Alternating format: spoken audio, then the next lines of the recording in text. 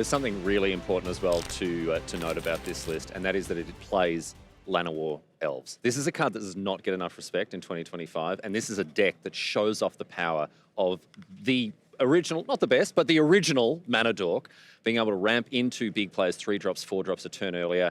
It's important, particularly when you are playing a deck that maybe doesn't have the same power level, the same flexibility. You want to get on the board early, play big threats, and put your opponent to the question. Llanowar Elves, a key card in this deck, and it's certainly one to keep an eye on as the match plays out.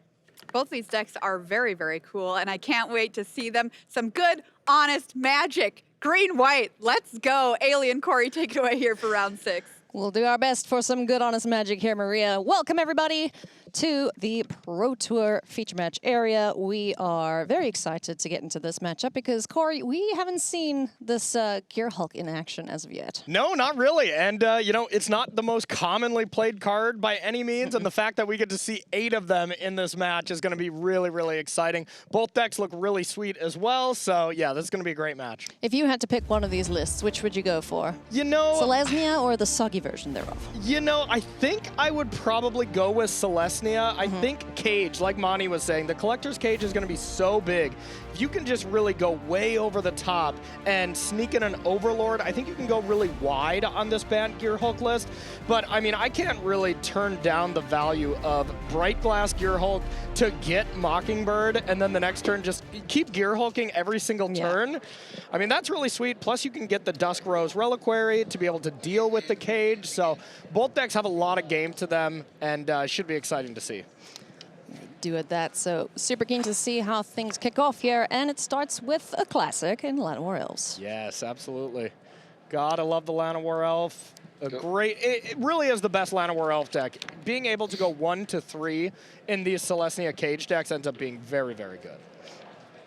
Basilisk Collar hits the board here for Brad Robinson. And I know somewhere Brian Kibler's senses tingled because a Llanowar Elf was played on turn. 100%, yep, absolutely. Brad very much wishes that was going to be a Llanowar Elf instead of the one of Basilisk Collar. You know, when you play that kind of toolbox deck of being able to Gear Hulk and have a bunch of options, you never really want to draw the one-ofs, so not ideal. So Cage following the Llanowar Elf. Pretty good start here for David. Yep, absolutely. Looking to add a couple extra creatures to get that card out for free. Warden of the Inner Sky hits the board alongside the Dusk Rose Reliquary, so that takes care of the Cage on David's side of things. Yeah, that's kind of the big thing here to start with, is controlling the Cage from David. David can really do a lot of things. Yeah. And that should be how that works. Go ahead. As it will be exiled, but then when it comes into play, it'll get a new card. Big draw step here for David if we can get land 4, and we did hit it. So being able to go get a Gear Hulk, or play a Gear Hulk and go get a couple of things, and then you can deal with your opponent's Dusk Rose Reliquary as well. So a big draw. It does have Ward, you know, which makes it a little difficult, but not impossible. It's a good old toolbox, isn't it? Yeah. Yeah. And also quite a formidable force, especially if, you know, one of them on this battlefield starts flying. Yeah. Brad Robinson will be doing that sometime soon, hopefully. Yeah, and I think David there kind of picked up the Cage, signifying like, okay, it still does come into play. It's not when you cast. So being able to get rid of that Reliquary at a timely spot. Ideally, David wants to set up a play where he can get rid of that, get the Cage back, use it, and get the card he gets all in one turn. So there's no time where Brad can re-exile it. Nice. So a couple of handy 1-drops found. Insidious Fungus. Serving multiple purposes. You know, great little card. You sacrifice it. Either go fetch a land or draw a card, or, you know, blow some stuff up. Yeah, blow up an artifact is probably the mode we'll see on that. Huntsman's Redemption, a card I don't think anyone else is probably playing this weekend. Yeah. Only a one of as well, so a little one of fun of. but a very powerful card. You know, baseline 3 mana, 3/3. You know, sign me up. I'm already good to go with that.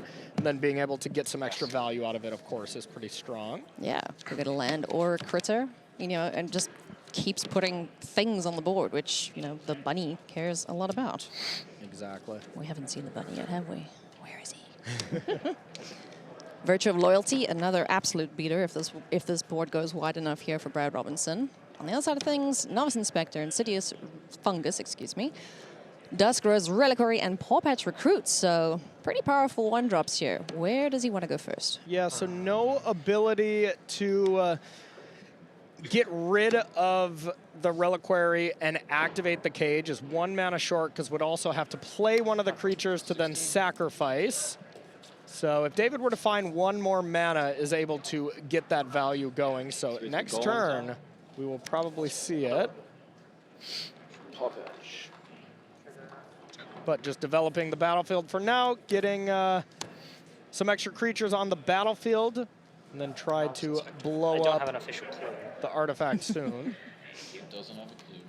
Doesn't have a clue, but has one now. I see what you did there, Brad Robinson. Sure. Pass. Yes. Brad's heavily disappointed there. Dad jokes are strong with the Brad Robinson at the table here. Chapter 2. Huntsman's Redemption, Chapter 2. Are we going to see a sacrifice of a critter?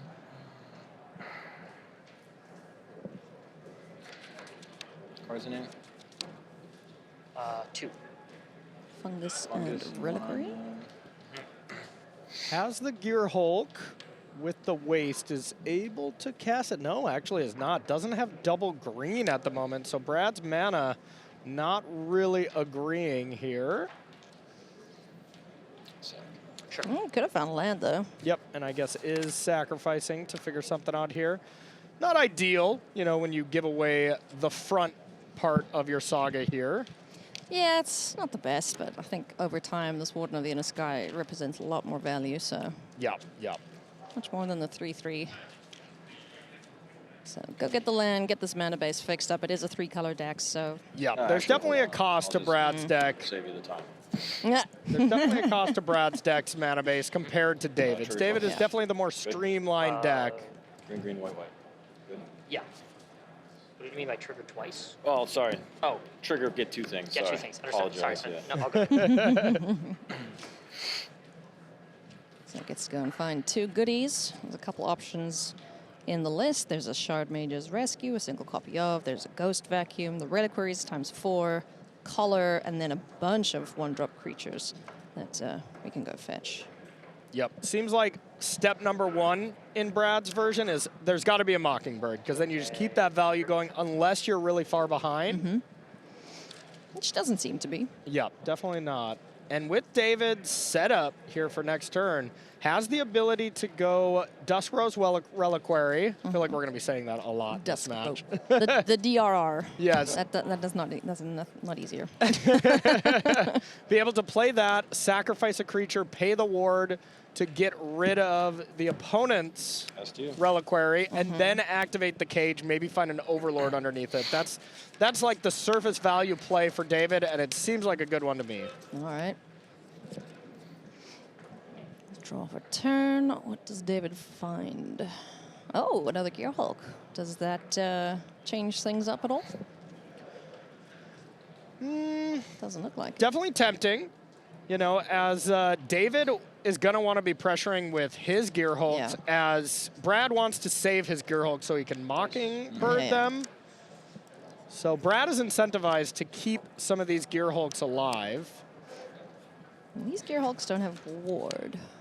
So that is handy for one little Insidious Fungus. Yep, absolutely. So gets rid of it straight away, is valuing getting some damage in with this. But the problem is Brad does have a 2/3. It just kind of brick walls everything but the Gear Hulk. Gear Hulk smash. That's what we want to see in this matchup. As the Duskro's Reliquary gets the Warden of the Inner Sky gut So Okay. combat, turn things sideways. So yeah. no, 3, 4, David's not 5, valuing the 9, cage, kind of 7, putting 7 to his 20. game up to chance at all, because if you just cage and you don't hit anything great, then it's less than ideal, so. When the Llanowar elves start swinging, you know you're in trouble. That's fair. That is fair. Love it. Oh, the life swing potential in this matchup is quite high. Definitely. Alrighty, Brad Robinson, what do you have? Novice That one takes Inspector, off from the Mockingbird, cage, Dusk right? Rose Reliquary, and Virtue of Loyalty. So that's a surprise blocker, if needs be, with Ardenvale Fealty being the instant side of things. Yeah, definitely still has the ability to just Mockingbird the Gear Hulk on the other side. Yeah, true. And get going with that. No play is super exciting. Mockingbird for 3, copy Gearhawk. Yeah. Nice. Search for 2 things. This is sweet. It is kind of cool. Mockingbird is usually rude. Yeah, Mockingbird is usually, you know, not necessarily for this value, but the Gear Hulk really unlocked a new element Yeah. with this, and now of course this is a flying Gear Hulk. Flying, first strike, trample. Why not?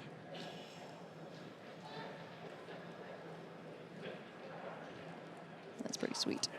Now David does have the follow-up of a Gear Hulk, but there won't be any cage shenanigans unless of course he just draws one naturally, Those 2. as this Reliquary did take out the Warden to be able to push damage. So, Novice Inspector ×2, Mockingbird again. Don't expect to get a clue. Turns out Brad Robinson has a clue. And there we go. Wanna get one There of we those dry go. erase Came things for prepared. the Gearhawk. So the Mockingbird on the battlefield is a Gear Hulk. Yeah, and this is That's cool. definitely putting the pressure on David, because this Mockingbird Gear Hulk plan every single turn. I mean, Brad's never going to run out of steam. And all right, David's not either with another Gear Hulk. Wow, okay. I think we need a tally of how many Gear Hulks come into play. You know, how many triggers from Like real a Gear bright Hulks glass or Gear Hulk? No, any imposters? kind of copies. Yeah. Already up to 4. Nice. So, double Gear Hulks on David's side. One Gear Hulk here for Brad. His is flying though, so Yep. slight advantage there. Now David can just get another Reliquary here to deal with the opposing Gear Hulk. Sacrifice a Llanowar Elf, and then there's only one blocker. You know, David is definitely putting the pressure on here, so see what we found.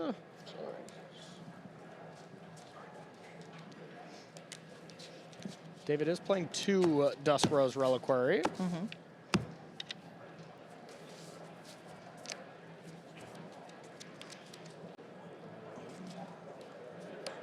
Parting Gust would be nice to find. If the top of the deck plays nice. So there is that play. Also picks up a Nurturing Pixie, which Nice. is sweet, being able to pick one of these up again. Boing. Man, both decks are really awesome. 7 to 20, correct? That's right, yeah. And if you Reliquary a Mockingbird, it doesn't. If it gets destroyed, it doesn't come back as a Gear Hulk. So that kind of well Yeah. and truly deals with it. So nice play here from David so far. Tis but a Widow Boyd. Okay, got to block the 2-1 Paw Patch. Sure. Take 6. Six, go to 1. Got one. 1 to 20. Woo! 1 All right. to 20, not what you want to be really hearing, that's for sure. And now it Then just seems like split Brad ups. is just far too far behind here. Does he make him draw a card? Because split up might be the only out here. Yeah, I'd be shocked if that one's in the main. I believe it is for Brad. Oh, okay. I think he's got 2 of them. Okay, enough power and toughness. Yeah, just in the side. Oh, sideboard, Yeah. yeah. Boo. Play anything. Fine. What's up? Play the secret close return, right? Yeah. I just don't think there's anything I can do here. I would agree with you, Brad. This is looking brutal here. If that was an untap land, maybe, as you would have the ability to Mockingbird, a Gear Hulk, and maybe sack of food. Nah, Yeah. it still wouldn't be enough.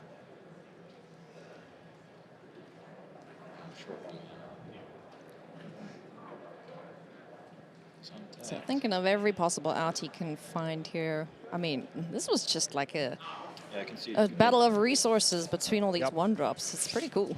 Yeah, really, really awesome deck, and it was just the fact that David played this like an aggressive deck. Yeah. And, you know, had the momentum, had the tempo, had the start with Llanowar where Brad just started with a Basilisk Collar. You know, that already is a huge disadvantage when you're on the draw. And did that Basilisk Collar even get attached to anything? No, just I don't think sacrificed so. immediately Yeah. to the Reliquary. First strike, Death Touch, Lifelink, Trample. Sure. Yeah. Sounds good. Kicking things off here with the Warden of the Inner Sky and Llanowar Elves for David once again. Yeah, and here's what the dynamic of this matchup. We see speed versus like resiliency. Yeah. But speed usually wins in these kind of matchups. I was Not a just going to break say, glass, Brad's just not like playing that. any Llanowar Elves, but he is now. I see your Llanowar Elves, and I raise you mine. Cool. Warden of the Inner Sky, then tapping all the critters. Give There a we go. Counter to itself. I'm not getting rid of the other.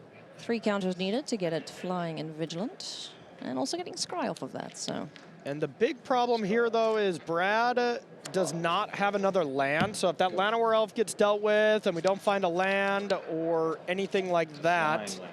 it ends up being pretty brutal Best here kind for of land. Brad. That's what I've heard. On the other side, we have the Cage. We have an Overlord for next turn or Virtue. So the real decision is basically, do you want to play a tap land, say go with Virtue, or play a Cage, maybe play an untap land, and start getting the Llanowar Elf bigger? I would think tap land Virtue seems better to me. jeez. Or you could get a, you know, and try to do some parting gust shenanigans, but I'm just looking at Brad's hand and like, whoa, that's a lot of Gear Hulks and only 2 lands. yeah, and a Split up. split up Uh-oh. off the top has to be about the worst draw you can get. Yeah, because it's can't cost that one. Yeah, I mean the nice thing with split up though in Brad's deck, which is pretty cool, is the Warden during a during a board stall. You know, Brad has the ability to tap all his creatures sideways with Warden and Yeah. then split up Tap untapped creature, Warden creatures, again. That's very cool. which is pretty spicy. Scry. I do like that interaction with that and with like crewing vehicles or mounts or whatever. Yeah. It's pretty sweet. Split up with vehicles can top. be pretty good, that's for sure. So kept it on top, so it's 100% a land. Yep. Possibly a white source. Ooh. In response. It's Virtue still a of Loyalty. 3/4, so Yeah. the virtue doesn't Oh, do Parting anything too Gust. spicy. Yeah. Version. Gift of fish. Okay. Get a free fish out of the deal. There we go. Yeah. Can't Fish. complain. Is it a tap fish? It's a tapped fish, yeah. Yeah. I wonder what kind of fish it is. Has anyone ever asked it? Yeah, Yeah. undetermined. Could be a tuna. A 1/1. It is That's a all we 1/1, know that's for for sure. So that was interesting to deal with the Warden there. It was becoming a threat, but it wasn't an immediate threat. But I think David's just valuing, I'm not going to be dealing with it next turn because this feels like the Overlord turn. I have a question to ask away from the table. Okay. Question for the judge away from the table. Nothing wrong with that. Nope. So the one thing David does have going on right now is you can play that impending the Overlord, get you know, two Let's do 2/1 2/1s, flyers, and then next turn go Cage, boost up one of those 2/1 flyers, and get whatever is hidden underneath. Yeah. That yeah. just seems like the baseline, pretty nice play Were you that just David has around the available. venue, or did you get to go to the game? I did go to the game, and I got far away from it. 'Cause you get, like, it would take 5 hours to go across the Oh city. my goodness, yeah. Unless you're walking. Yeah, it's faster to walk. Yeah. Oh yeah. But I was very happy on one. Oh It's the my. only time I've ever rooted for a Philly team in my life. I don't mind the Chiefs, but having Gotta Just waiting do for some David. sports Good that it was chatting. us. Oh, you know? yeah. Yeah, absolutely. Woo, sports ball. Do they not know this is a hall full of nerds? Generally pretty good. Gamers galore. Gamers gonna game. Yeah, oh yeah. I mean, Philly is decisive. You either hate them or you love them. Right now, I love two of them and I hate the other two. So I'm a true Philly fan. Sure. I'm a humongous baseball guy. So, Same. I can't wait for years- spring training. Looks like I think yours David's might judge have has gone off to ask Okay, I his figured. question to another My one. best friend. Yeah, I is wonder literally in my exactly wedding. what He it was would born in be. Atlanta, Everything so he's a seemed true pretty Braves fan. straightforward here, to Yeah. mostly games but when nothing Bulls wrong series, with double checking with the judge. we were doing it and stuff. It was great. It was Just like fun. taking so much time off. Yeah, I heard of both. And before judge as comes well. I do back. casting Here for a living, comes so Oh my goodness. I just showed next week. David, and we shall be back underway here. Thank you. All right.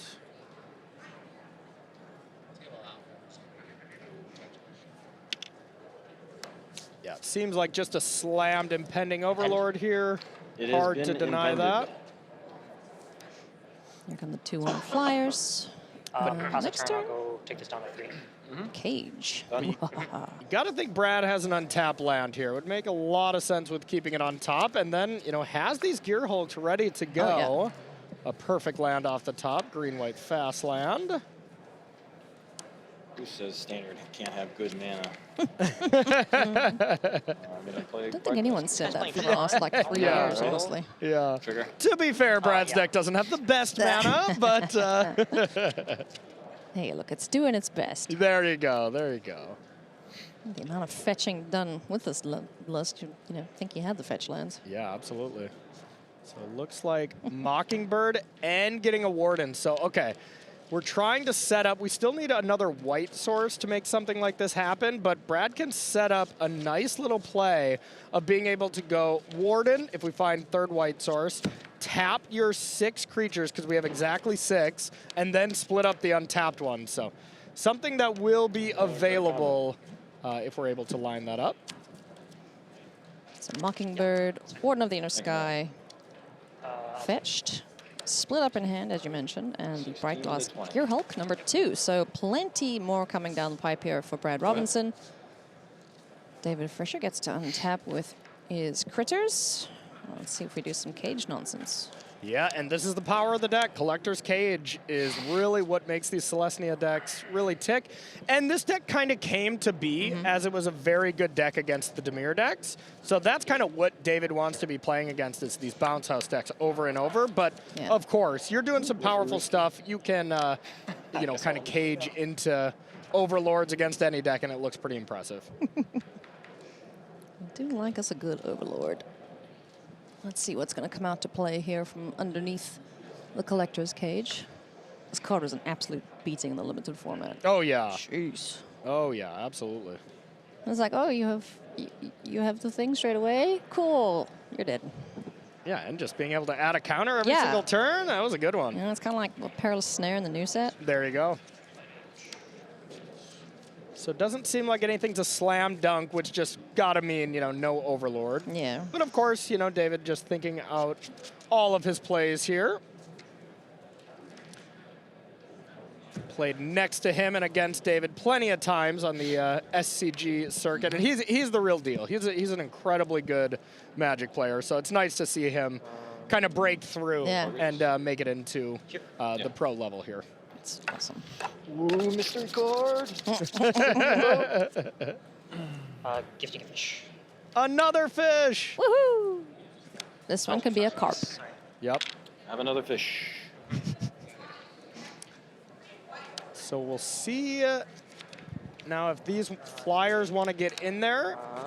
I would think so. I would think so as well. David will have to have split up on his mind, but you know, Yeah. even if split up deals with these 2 insects, it's still a 1-for-1. Yeah, yeah. Not even fully a 1-for-1 as the Overlord's still hanging out. Oh, yeah, he's going to come back and cause some mayhem shortly. Exactly. 2 more countdown timers on it. So David does have the Virtue available as well to have just another great follow-up. Yeah. David's able to go make a 2-2 at end step, and then next turn can play the Virtue, Oh, of course. untap the Llanowar Elf, and then activate the Cage as well, Yeah. Whee! while still being able to play Restless Prairie. So that's kind of the nice sequence that David has set up. We'll see how Brad can best time the split up. That really seems like the best thing that he can be doing here. Yeah. Is he worried too much about his life total right now? Is it being pressured enough to pull the trigger on it? Or are we just going to, get a flying sentinel in the city, for example, which could block one of these for the time being, but we'll see. Yeah, definitely wants to just get more value than we have now with this split up. So I wouldn't imagine we see that. But when in doubt, if Brad isn't doing something like destroying creatures on the battlefield, it's probably triggering a bright glass gear hulk in some way. Gear hulks are, not all of them are as good as each other, but they make for some really, really fun games in the limited format. Absolutely. And Brad does have the Haywire Might for the Collector's Cage, but, David very correctly timed that well. There was no mana available. And Brad just, had no option, had to play a Gear Hulk last turn, otherwise didn't have a good proactive play to do it all. Combat. Off to combat we go. Sentinel and Fish getting in there. Yeah. So 3, 4, 5. Oh, this. No, it's fine. It's fine for now. We have an adventure. Ardenvale Fealty will create the 2/2. Kill an orphan fish. All right, that'll be there for a second. And a 2/2 knight. Thank you. So 2/2 knight, it's on an adventure. David's deck has pretty much all the tokens you need in standard. Got to be prepared for this one. 15, correct? Yep, that's what I have.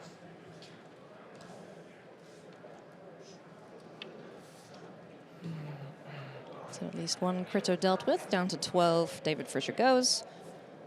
Brad still has a hand chock full of stuff to do. So Warden of the Inner Sky, post-combat. Not much else he can do with this turn. Yeah, not much else. Brad really wants to set up a spot. I mean, it's easier said than done, but set up a spot where he can get a flyer on the battlefield to pressure David into holding back all the creatures. And then getting a full valued split up. But that being said, this Virtue could actually work against David because it's forcing all these creatures to be untapped. So this could lead for a very juicy split up next turn. And David really doesn't have any other option but to play that or do nothing, so. Yeah, like he's not playing any Wardens of his own, so can't tap in response. Can only tap the Llanowar Elves, so that would be the survivor of that calamity. Exactly. Or the only casualty, though, or, where you look at it. Probably not. Yeah. But the Warden being able to have exactly 6 creatures, that's perfect for split up. Yeah. If you have 7, it's fine, too, because you have a Llanowar, but you do need to tap exactly 3. You can't just over-tap or anything like that. It'll be interesting if that's on David's mind here, if his attack signifies that, he's got split up on the mind. Yeah, and I wouldn't say Brad did anything this game so far that is, overly, just screams, I have split up. Yeah. Just kind of played normally, attacked where he could, is behind on the battlefield right now, so doesn't really want to get too aggressive. But it is an open deckless tournament. That is a 2 of in Brad's sideboard, so you do got to be a little wary of it from David's side. Like, Brad's pretty happy if this Virtue of Loyalty comes down anyway, because you've got the Haywire Might to deal with it. Yep. Can't deal with it this turn, so we'll still get the value, but I think Brad did that on purpose. Was just like, I want to let you know this Virtue's good to go. Yeah, just do it. Just do it. It's fine. What could go wrong? Exactly. And that's the problem. If David doesn't keep progressing the battlefield, Brad's just going to Gear Hulk every turn, so it's kind of a rock and a hard place scenario here. That's the Virtue of Loyalty. Rocking a Gear Hulk, more like it. Yeah. Okay, he's going for it. Untap counters on all the things. Well. So that is great. The one thing that David kind of has going for him is the Overlord is not in play yet. I think that would be kind of the most brutal thing. But this looks too juicy of a split up here. Right? I think you probably got to do it. And then you can sack your Haywire Might to deal with the Virtue as well. Or keep all your creatures, chump block. Everything will be untapped again the next turn, and then you can blow up the entire board and get the Overlord. Yeah, no, it is a thing for sure, but the one problem with that is there's not really any meaningful flyers here besides a Flying Mockingbird, there just can be a lot that can go wrong where Yeah. David could win the game next turn. If Brad was at 20, I would probably try to get a little Sure. greedy. But the way it stands here, I think you just have to do it. But Keep it. Okay.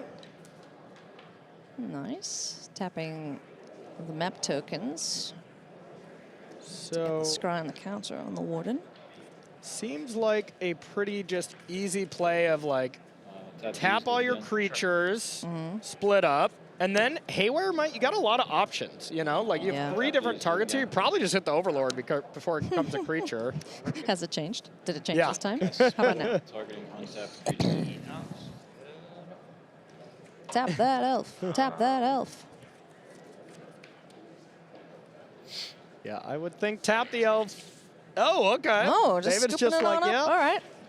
I mean, that was a complete yeah. blowout here. There was a Sandstorm Salvager. I mean, like, I suppose there was enough pressure in the air. Yeah, I would think that's a little bit of a premature scoop, but once again, you know, clock could be a consideration here. Yeah, so plenty of Alrighty. things. Well, game 2. Let's see which Gear Hulk shines brightest.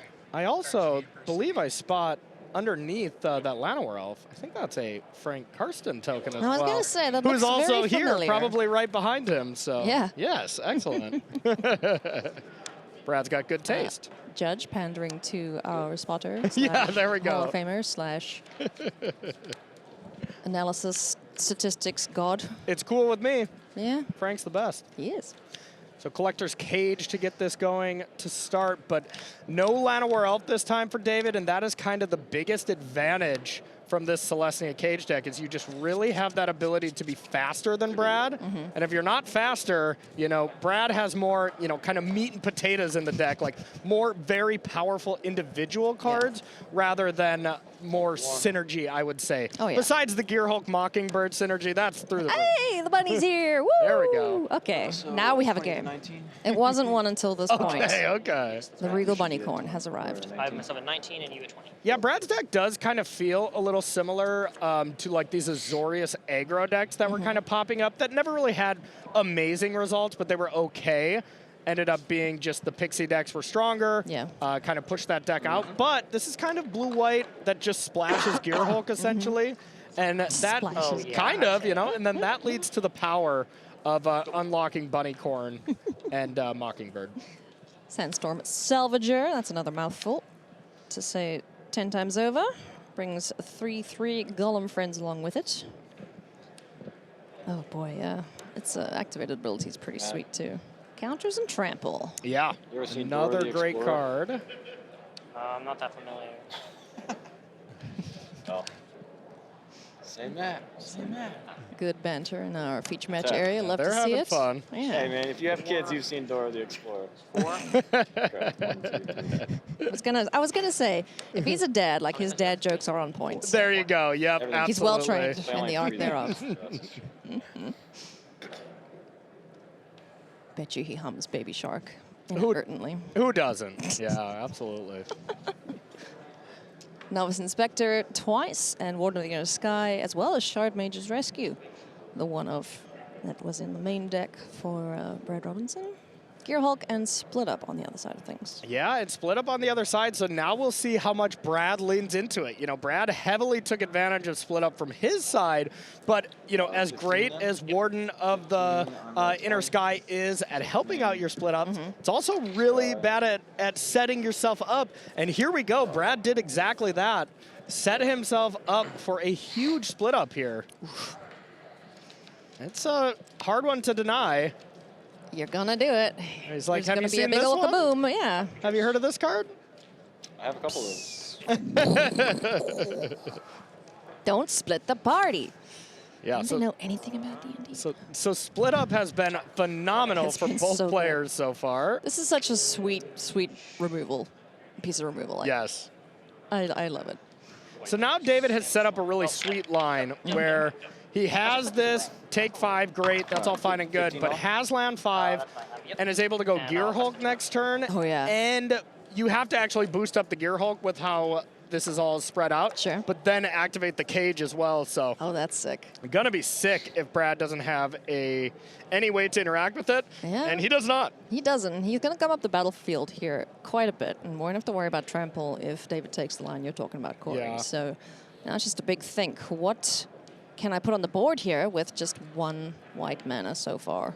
Yeah, and I mean, there's what Brad was exactly kind of joking about earlier. It's That's a lot the of mana white base. The mana base is not that great in the Bant deck for sure. So critter, get a clue or something, map token, try find a land off the top. I mean, yeah, I think you Gotta just find a go. plains. I think you just go Inspector, crack the clue. It's kind of the same as sacking the map, you know, because you don't need Sure. the extra mana anyways. But this is reasonable as well. Okay. And a tapped Yeah, white source. it's tapped. It's fine. Don't worry. All is fine. Ugh. Razor Edge Thicket. And go. Land go. Now it's just going to be a gigantic it's turn gonna for hurt. David. David knows for 1 green or 1 blue, there's nothing that Brad can have. You know, Spell Pierce is the only thing that's available, and that doesn't interact in any way. So David just gets to go off. If that's an Overlord underneath, you know, we're pretty much done here. That's the best part, isn't it? Yeah. Only Just David knows. Overlord and he's not. So it doesn't really matter. Yeah, no point to do it now because you have to boost up the Gear Hulk anyways. Yeah. So you're not getting in any extra damage. Yeah, pre-combat doesn't matter. So target that. He did have a land in hand, yeah. Yeah, Versus he did. Barry. Okay. I thought he had a plains as well, but maybe our graphic was wrong there. And if that's the case, this turn is much less explosive. Yeah. But maybe we were just not caught up to that. Still great for David, regardless if we don't have an untapped plains here. On the plus side, it's a llama land. Llama land, gotta we love are it. happy with llama lands. It's a powerful land in this green-white deck. It is. Oh my. Yeah, all the creature lands are pretty balanced these days, but the llama land, as you call it, is well and truly better in this specific deck. Oh, yeah, for sure. Than pretty much any of them. You know, with the amount of tokens and go wide that this deck is trying to do, it just this Lord effect for everything on attack, sick. Sometimes animating this and attacking represents like, 12 damage, Yeah. It's like out of nowhere sometimes if you forget that it's there. So Brad is gifted another turn here. So. Okay, so 2 white sources. Did we find a third? You were on the play. Yeah. You're good. I'm good. Yeah, you're good. Yeah, I was just making Double sure. checking to make sure he didn't play a land. Yep. I believe he did not, so should be good. And yeah, nothing special picked up here from Brad. Split up is once again the card you're looking for. Dig, dig, dig. Or dealing with the cage. Yeah. That would be great as well, but so far just the little creatures here. Expect to make another clue. So many clues. So Warden could do some tapping. Trigger this guy. Have a scry. Get some value going, but yeah, with Brad down to 10, this is going to be looking really brutal. As Brad's whole plan here is to just sack a clue, say go, Keep him on top. and then David just gets to go off. Has the Dusk Rose Reliquary already Nice. that we searched up from the Gear Hulk, so can get one of the blockers out of the way. Parting Gust too. Yeah. Not too shabby. Lots of value in these green-white base decks. Yes, and I think we're up to 8 Gear Hulks cast so far. I've been keeping track, so. Okay, Dusk Rose Reliquary was the best draw that Brad needed to have a chance in this game, as now you're able to clean up something. Okay. Yeah, and that's fine. Novice Inspector will still allow this cage to get cast. Yeah. Or, I mean, the biggest problem is if you just Dusk Rose Reliquary, the Dusk Rose Reliquary. Yeah, that's what I was pay the thinking. ward, go get more Dusk Rose Reliquaries. Oh, gosh. Tongue twister. Yeah. This is like turning into some Inception kind of thing going on here. There we go. Bag of holding and a bag of holding. All that being said, you can also just animate the creature land. With an untapped land, that was reasonable, but probably not going to happen here. So many options. Yep. Okay. Where does David go? Playing in his first Pro Tour here, by the way, everyone. 4-1. Took down 2 Hall of Famers in the limited portion. Yeah, no big deal. No biggie. Novice Inspector hits the board, and shenanigans are afoot with whatever's under the cage if he so chooses. Yeah, his play is very much dictated by how good that card is underneath. And I think this is the spot where David is going to be slowing down to think like, okay, how do I lose? And it's almost always by a brutal split up. So he's going to be very much diversifying his threats between tapped and untapped as much as he can for this game. As, well, both players have been kind of blown out by split up. Yeah. I don't think either of them wants to happen again. Yeah, one good split up deserves another. I guess so. All right. He's thinking about it. Going for it, yeah. Targeting. What's that, the golem? The golem, yep. Yep. So makes a 4-4, 2-2, 1-1, and there is the Overlord. Nice. The card you always want to be seeing. So now David is going to try his best to turn those creatures sideways. You know, it's not the worst as the Salvager can turn itself sideways, but you definitely want to attack with the golem and try to mitigate from a possible split up from Brad. Just to be his best card. Just a free 7 mana 6/6 that puts, what, 10 power on the board? Yeah, no briggy. Pretty reasonable card. Good grief. Yeah, it's phenomenal. This card's sick. For 4. All the Overlords are just so good. I love them. I mean, Yeah, the I think design of they're them rad. is really, really good. Great job, Wizards. Good job. You make good Magic cards. Don't know if anyone's told you that. Yeah, not enough. We haven't told them enough how great their cards are, that's for sure. All right, so now it really does come down to split up or bust. Split up with untapped creature is pretty solid, but Brad will also have to tap his creatures, which he can do, but then the shields are down, so all that being said, if all that stuff happens, the Llama Lounge ready to go, and it's not there. That is going to do it. David Frischer picking up a victory there. Just an endless stream of resources coming his way. You know, just that deck looked so good there, Corey. Yeah, looks great. You know, both players are already into day 2, so, you know, both of them doing great with their different Gear Hulk brews. I gotta say, I mean, David's deck, we've seen it before. It looked awesome, but Mockingbird on Gear Hulk over and over again. So cool. I'm a fan. Chef's kiss. Awesome. All right, friends, we are going to take a short break, but when we come back, we are going to have more Magic here for you. It is going to be Helena Jackson versus Jacob Nagro, so don't go anywhere.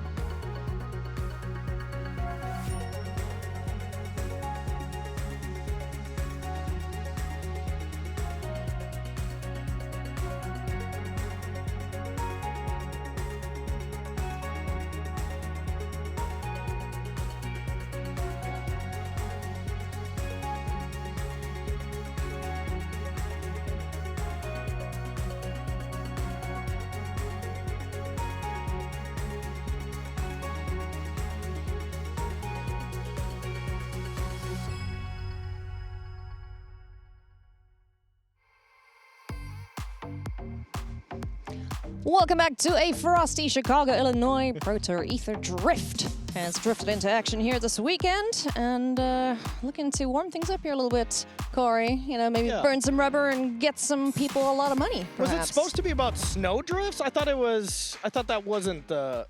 Because there's a lot of snow drifts here, that's for sure. Drift? I don't know. Anyway, Ether Drift is where we're at, and it is the Pro Tour, of course. And I'm Ailey, this is Corey, and we've got more magic for you, friends. We're going to jump straight into our next feature match. It is Helena Break of Team Sanctum of All playing Esper Paragon, their new innovation, up against Jacob Nagro playing good old Gruul Rodents. Yep, good old Gruul Mice, which we've seen this list before. It's the 4 Innkeeper's talent, 2 Overprotect is kind of the spice, I would say, but the real spice is across the table with Helena's list, and it is awesome. It is a very strange take on Esper. It's still got this town ain't big enough. It still has Pixie to get some value, but you don't have the Storm Chaser's talent. It is really revolving around Sarah Paragon and the value that card brings. And, you know, when we were going over these kind of decks, her deck looks awesome as Sarah Paragon doesn't really die to the -3 effects. So it looks like it's very much attacking the metagame in a different way. So I'm very excited to see this deck in action. Yeah, I was chatting to a couple of members of Team Sanctum last night.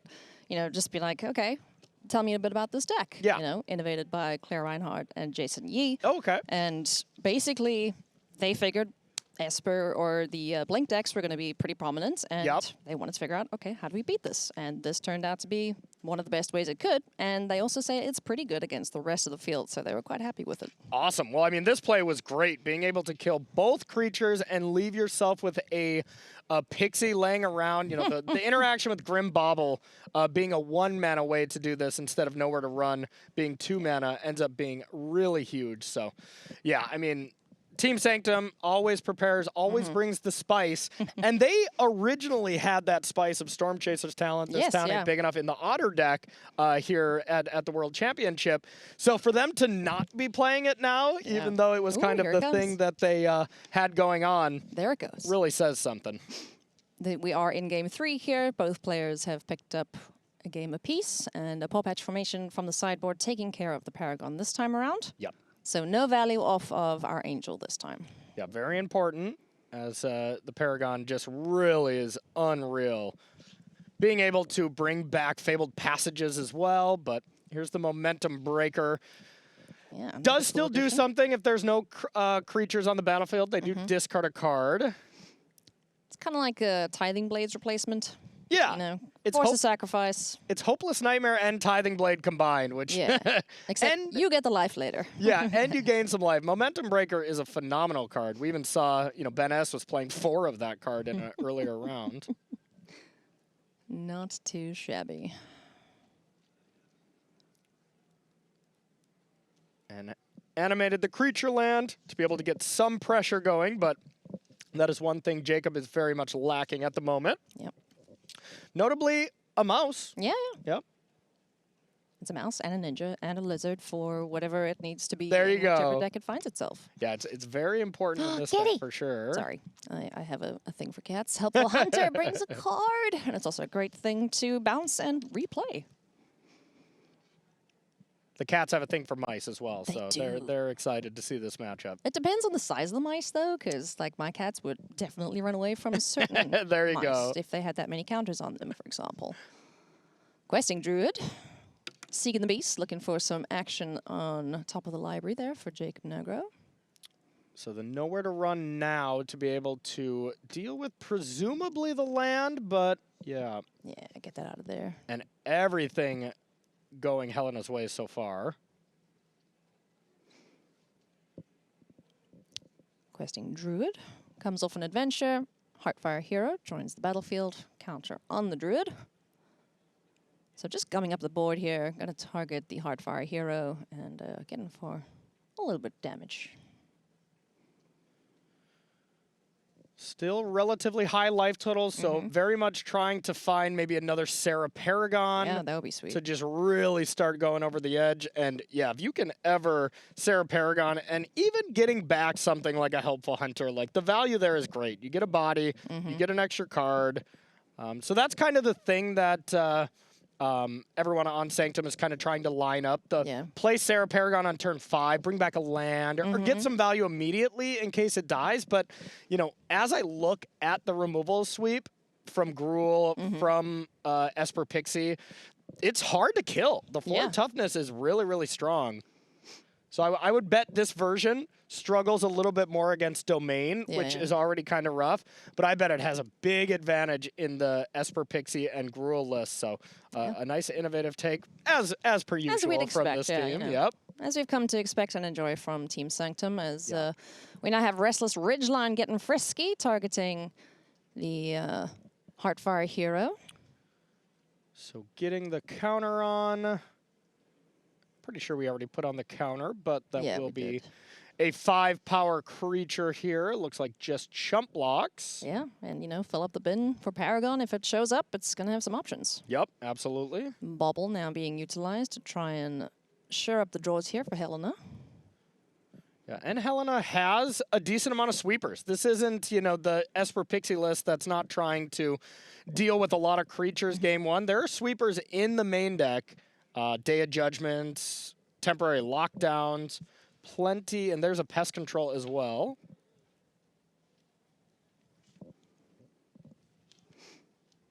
Nurturing Pixie hits the board once again. What comes back? What would you pick here, Corey? You know, it's kind of the same between Momentum and Nowhere to Run. If there's a I guess it's just always Nowhere to Run, because then you get to pick which creature you kill. Yeah, you don't want to give your opponent agency. Exactly. Nope. I choose. We'll see. Jacob's really got to start doing something. Yeah. As Helena's just been picking apart Jacob's creatures. It's a lithomatic barrage, I see. Yep, and you know, that hits the Pixie. It's all fine and good, but it is a Sarah Paragon killer, that's for sure. Yeah. That's what it's there for. Just Absolutely. get some collateral damage to Pixie here. Spells like this would kill a Lyrador and bring it back in my day. Back in my day. So here is a little bit of the dangerousness. Yeah, one Monstrous Rage here is able to protect that. So that was a great exchange for Jacob. Yowza. Yeah, so that had some risk to it, for sure. All right, well, things turned out well there for Jacob. Helena in a bit of trouble at this point. Yeah, and the good news for Helena is, you know, the mouse cannot give that double strike questing druid, so just a little bit of damage here. But, yeah, and Helena is hellbent right now, so, yeah, that was a big deal. Not where she wants to be. Oh, man. Ooh, is that a Paragon off the top? Yeah. Oh, bees. Oh. Okay, so that's great as well. Nice. Doesn't get the creatures, gets the life, gets the card. Yeah. Not bad. Stabilize a little bit, you know, big beefy 4/5 in the way as well. Just an incredibly powerful I card. know it's not a cow, it's an elk, okay. Yeah, that's a good body. And now at any point can gain 3 life with the Momentum Breaker, but you don't want to sacrifice it if you don't have to.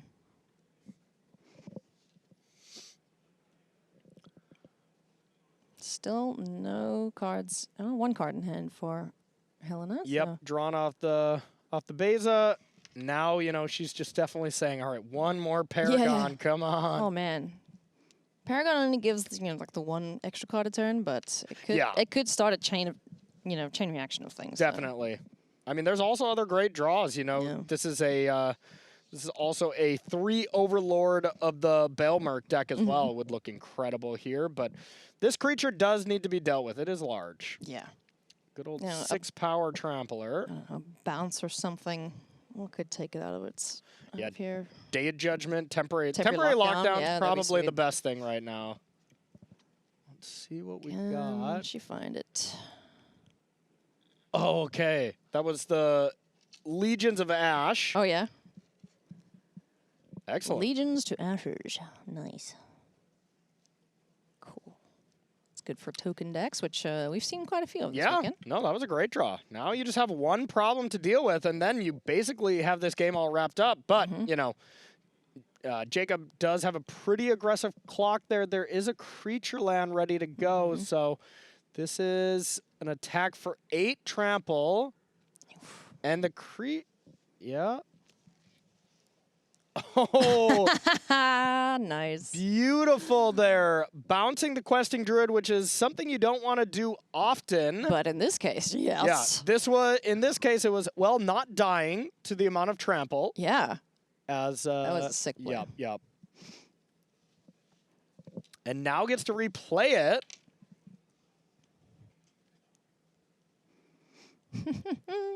And now we'll get the treasure and the life, and that's about it. Yeah. Even if we were able to get rid of that last card from Helena, Jacob could just, cast the Seek the Beast, and it wouldn't have worked anyways. But No, this is cool. And also has the mana available to cast Nowhere to Run, so... Okay, but Jacob with a great Seek the Beast here into another Seek the Beast and an Innkeeper's Talent, so... Jeez. So all those have to be land. cast this turn. Yeah. And the Innkeeper's Talent's available, so... Jeez. And yeah, and you might as well rage it up as well. You like value? Here. Blech. You can tell Jacob has played his deck a lot. This is very yeah. smooth movements for sure. It's like, I know, I've done this a few times. Yeah, no hesitation at all with those plays. And that was great. Jacob was awesome. put a creature land into play, put the Innkeeper's Talent, a Sentinel, and got it boosted up. The Monstrous Rage was definitely the least exciting hit out of all of those. But Excuse me. hey, I know. I Fine, shouldn't be you're fair. saying any bad words about Monstrous Rage. One of the best spells in Standard for sure. Oh, yeah. If not the best one. Best combat trick, I'll say. That's Oh, for sure. whoa, 100%. Wow. All right, so a very close game here between these two lists. Playing and attacking from totally different angles, but still just going toe-to-toe with each other. Yeah, this is a great game. And in game 3, must have been a phenomenal match as well. This town with the classic mode of actually bouncing 2 things your opponent has, which then cost 5. But there's the pressure. 6 damage coming down. Jeez. Really aggressive line, but with another Nowhere to Run in hand, Helena's going to be feeling pretty yeah, she's pretty trying safe. to close this game Yeah. out. No more fun for you. I don't want another turn like you just had there with Yeah. 2 Seek the Beasts and 5 plays. Yeah, that was impressive. Crikey. Alrighty. So now can just play all these creatures. Okay. And I would assume we're just playing Innkeeper's Talent and Sentinel. Otherwise, you'd play the Questing Druid first. Before the red spell. Yep. Helena wants to take a look at the graveyard quickly. Yep, and looking to Nowhere to Run now in response to not have any shenanigans. She does have perfect information on the hand. So knows that she can wait for a bit. Okay. And there's the Innkeeper's Talent. Yep. Enough to level it up. Could, Possibly, but is definitely going to want to play the Sentinel. Okay. -3/-3 prevents any damage coming through, but her life total is sitting pretty at 13, so... Okay, another this town off the top would be lethal. That was very quick. I wasn't sure what that was. I think it was a pest control. Yeah, it looked like... Yeah, that's a cycle. Okay. So now this town wouldn't be enough. But even if you just have 1 removal spell here, it would be excellent because she could attack with both creatures, force a chump block, so another Nowhere to Run, a pixie. Anything like that. This town would be... Well, this town actually would be lethal now because you can bounce the Nowhere to Run and a creature of your opponent. Yeah. As it stands, she's just getting in there with the pixie, and then Jacob has to find an answer to the flyer. So her aggressive attack last turn ended up being awesome. As it's not trivial to deal with that flyer from Jacob's side here when he's in top deck mode. Okay. Okay. Bees is getting in there as well, so... You basically have to double block if you're Jacob. I think he's going to come to that conclusion. Unless he wants to just try to chump with the Questing Druid and then, does the math of, can I win with Sentinel, the creature land, and the Innkeeper Talent, plus the maps? And right now he's just assuming, hey, you don't have anything in hand because if you did, I was dead. Yeah, so, pretty much, Jacob gets to kind of clear his mind in that way and just know she can't have this town. She can't have a removals. She could have a nowhere to run, I guess, but. So that's pumping with the map. So he's thinking, what if I hit twice off the map? So that's 3, 4, 5, 6, 7, 8.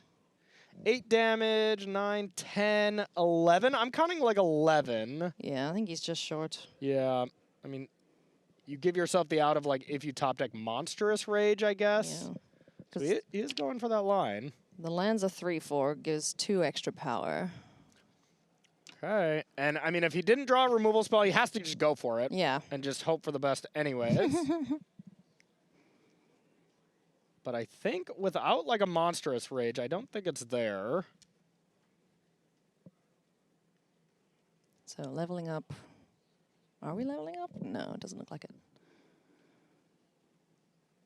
Big things here for Jacob Nagro. Yeah, doing the math if he has a chance here. So I guess the other option is you Innkeeper's Talent, get it up to level 3 and start cracking maps to get double counters on it. But I would think the creature land being animated, that represents 5 damage already. So you would think that, you know, that other strategy of leveling it and map wouldn't be enough. I don't think he's got enough mana for that anyway, because it's 5 to get the land up. You can't tap that. Yeah. I think no, that was a land. 1, 2, 3, 4. Yep, not enough. Alrighty, that's going to do it. Helena getting aggressive, becoming the beatdown, and picking up a victory there, improving to 5-1. So excellent stuff indeed. Yeah, really cool deck from Helena and the rest of the Sanctum team, and really nice disciplined play by her, and knowing when she was the aggressor with that this town ain't big enough. That was really nice because, you know, you are the control deck in that avenue, so sometimes you want to just try to play that, but she recognized her role had to shift. That was nice stuff. Very cool indeed. We are going to take a break, and when we come back, we'll have more Magic for you from round 7 of the competition. Don't go anywhere.